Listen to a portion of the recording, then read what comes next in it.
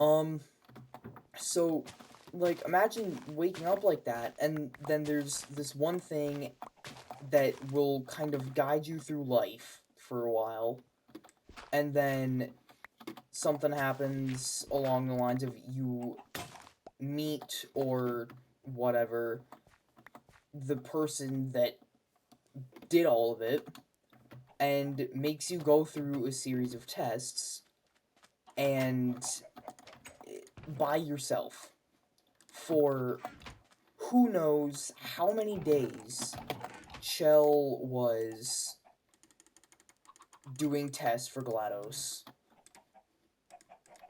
How many days she was just going through with like no sleep and just doing these tests that really challenged the mind. Um, like how long was she in there? How long was she doing that for? I mean, it's like being stuck doing the same thing for days on end. Holy crap, I just hallucinated somebody standing in my basement. Well, that was weird. Okay. So, like, just imagine that, and imagine, like, how lonely you would get with the only voice you ever hear is the voice of somebody who could possibly have taken away or killed or something everybody that you knew and cared about, and you, for some reason, are left behind to, like, do this thing's bidding or to, I don't know. Honestly, if that happened to me, I would be quite terrified and confused. But, like, Chell is just stuck doing these tests on her own, and there were tests, back in the 1950s, I think it said. 19... All the information I'm getting here is from this video. Um, the 1950s or 60s. Um, or maybe it was 40s, I don't know, but early to mid 1900s, people did these tests, and if, like, the original test plan was to leave somebody blindfolded with headphones in to kind of block out all their sensory things for 40, ow, for 42 days. 42 days. And most of the test subjects only lasted for 4 of those 42 days. That, how many, what is 4 times 42? Or 42 divided by 4. Christ. It's late. It's literally like, oh, I don't have my phone with me. I don't know, it's like 1 in the morning. But, like, so, these people would last for 4 days before going essentially completely insane. And, like, these people, why am I using 2 different ones? It's irritating.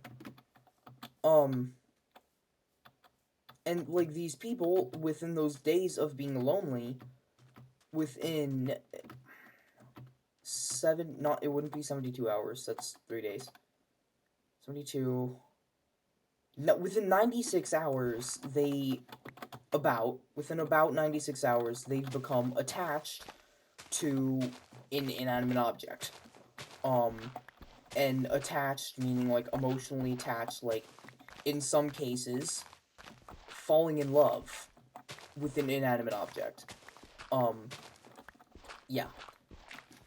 So, after 4 days, this happened. Chell has been stuck in this thing for much, in my opinion, or in my kind of assumption, much more than 94 hours.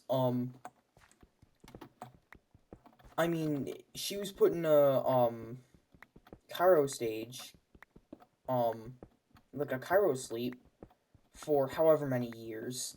That's that many of, like, I guess, would that be like the brain barely functioning, but still you're alone, lonely, no human contact for, I don't know, 15, 12, 15 years maybe. But, like, I'm still trying to process this, so it's difficult for me to talk about it. Like, I mean, after that long, but she becomes attached to it, and this it goes a lot into this stuff in Lab Rat, which I need to read now because I have not read Lab Rat yet. It's the Portal comic.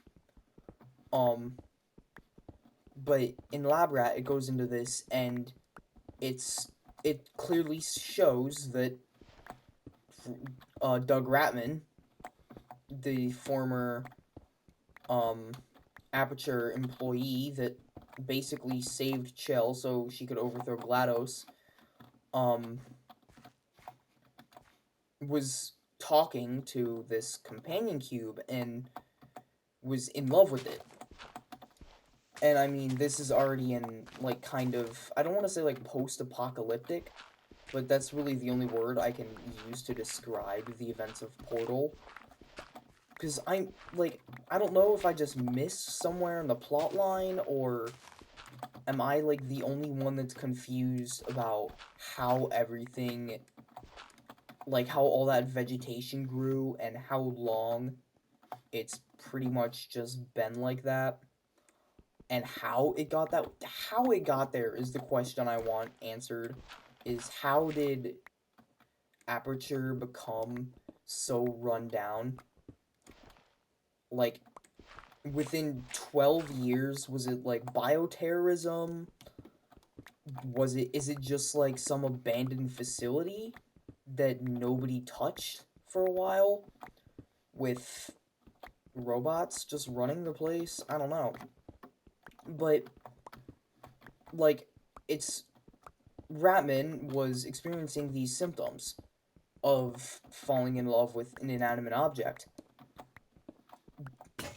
And then the guy in the video went on to explain how GLaDOS is a very untrustable, not a very trustworthy character.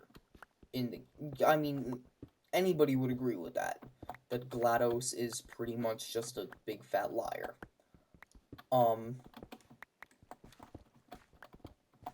Like, it's pretty much what she is she just lies straight to your face. And when you meet the companion cube, she tells you that it is an inanimate object and cannot speak. But in the event that it does speak, do not heed its warnings. Do not. Holy crap, what? Do not listen to what it says. Now, judging from what we know about GLaDOS, and that she's a liar, that pretty much hints at the fact that yes, Companion Cube can speak, and yes, you should probably listen to it.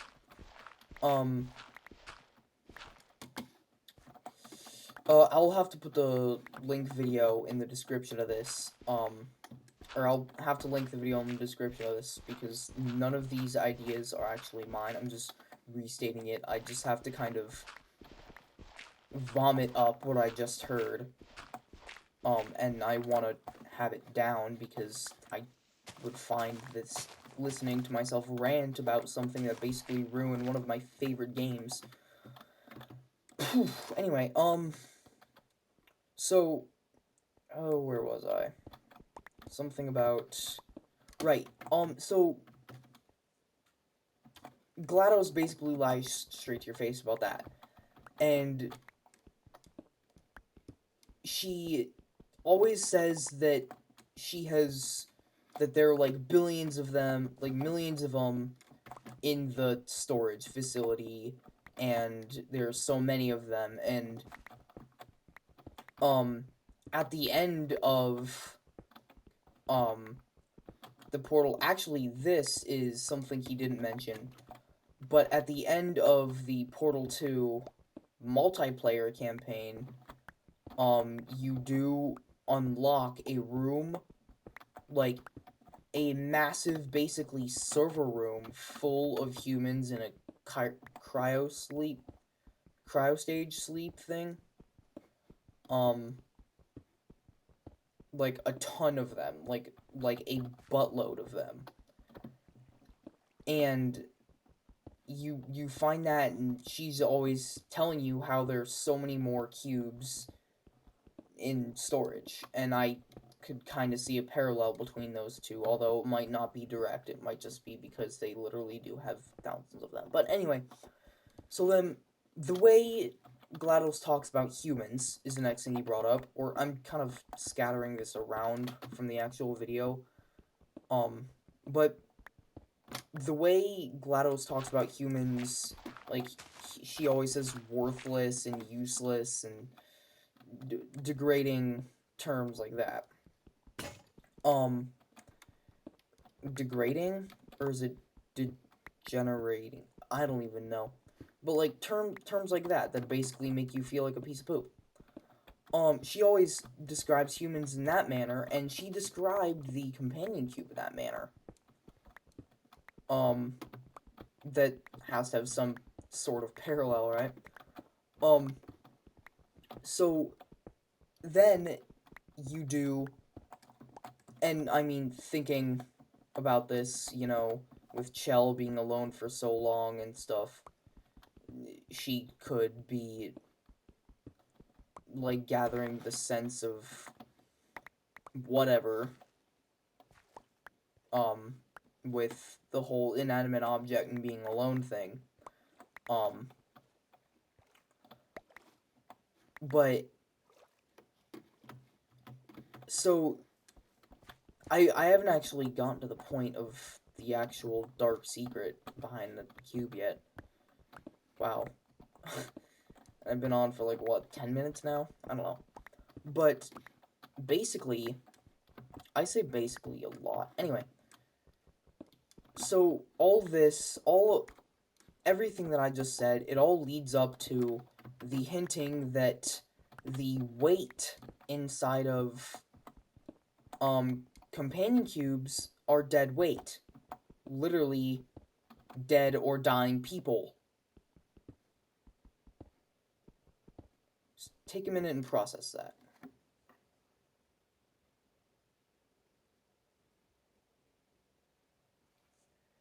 Inside of the quote-unquote character that we all know and love and are familiar with from this excellent game series, dead people are inside.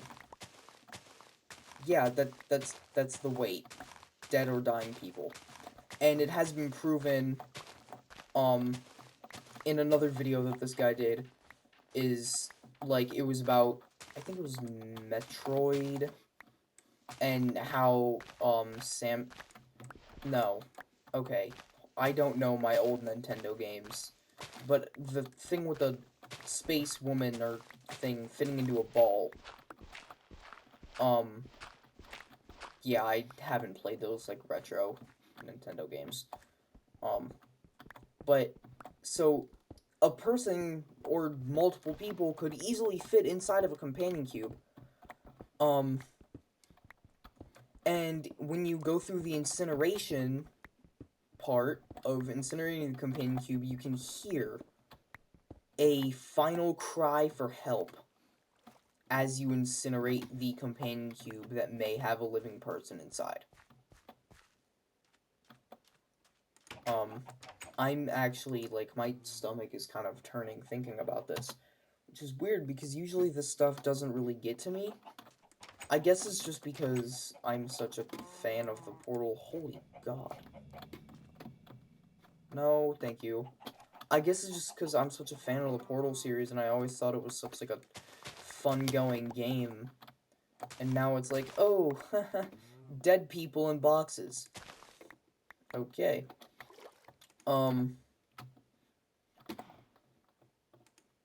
But I mean, it's weird. It's weird to think about, and I'm getting like sick to the stomach talking about it, but I don't care because it's very interesting. It's a very, very interesting topic. Um, so yeah, I mean, companion cubes are full of dead people, and dead people, dead, dying human beings. Oh, lag spikes for lag for days. Wait, are we good? Are we clean? We're going like back up to like 40 and then dropping down to like 2. Wait, do I want to keep that? Yeah, okay, this is gonna be the layer. Cool, cool, cool, cool, cool, cool. So let's go empty out our inventory. Why lag? Why are you doing this to me, computer? Whar. Whar. Um, so yeah, basically I just watched a video on, that I bake bread when I walk outside. This is what I see. Katniss Everdeen is staring at me. I got a loaf in my hand and I ain't afraid to throw it. Throw it. Throw it. I'm Peeta and I know it. I apologize. Again. So yeah, there's some disturbing things about Portal there. Did you know that? Well, now you know. Yeah, so Portal, you're gonna be in my games library, but I'm never playing you again. Like I can't even deal with that whole concept. I don't want to believe it, but there are so many facts saying how it's true.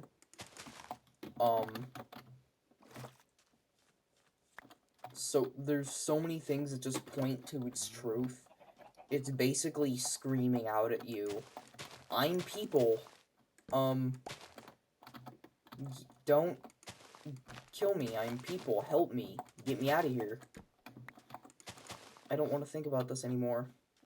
God, this is terrifying me. Like, I'm kind of genuinely scared right now. I don't like it. I don't like being scared like this. Wait, is that? Yeah. I don't... It's unnatural. This fear that I'm feeling right now is unnatural. Like, it really is. I've never really felt this fear for a video game like I'm feeling it for this right now. So excuse me while I go cry in a corner, because Portal is twisted and demented, and they put dead people in boxes.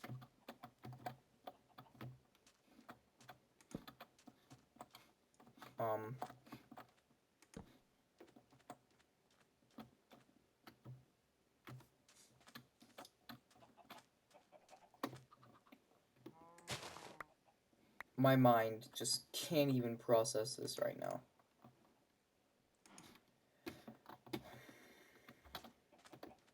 I'm very sad, and sad because sadness.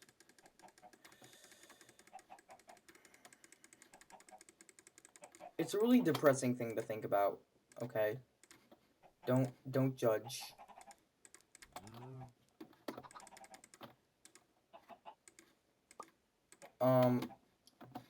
But yeah, so there was that, and there was me basically sitting there like, oh my god, this is so true and terrifying, and I just don't want to think about it anymore. So another one I watched of those is how much does Minecraft Diamond Armor cost? and it was some $88 billion for a full set of diamond armor. Yeah, some $88 billion for diamond armor. Which I found kind of funny, because it also proved that diamond armor is a piece of shit. Or crap, excuse me. I'm gonna work on that. Yeah, so it's basically... Diamond armor is basically just a piece of poop, because the way that diamonds are, there's, like, the hardness and the toughness of a diamond, and it is, yes, one of the hardest things to cut, but they have their, like, cleavage points,